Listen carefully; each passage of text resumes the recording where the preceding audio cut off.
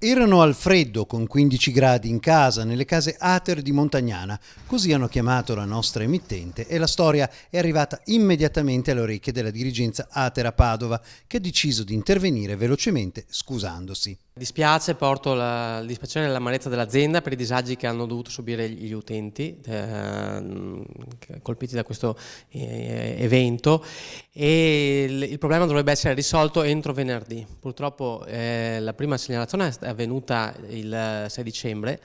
Il terzo manutentore che gestisce queste serie di eventi e interventi ha preso visione della situazione. Non è stata di facile soluzione.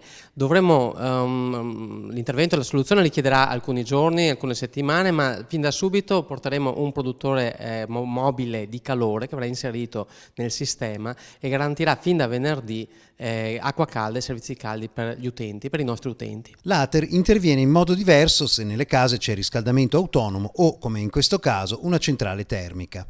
Questa è una situazione particolarmente complessa. Quando abbiamo una centrale unica che va a servire più unità, l'azienda, l'Ater di Padova, si appoggia per il proprio regolamento, per la propria prassi, a terzi manutentori, quindi ad imprese, che comunque noi siamo intervenuti per verificare cosa è accaduto e verificheremo anche se vi siano delle mancanze o quant'altro.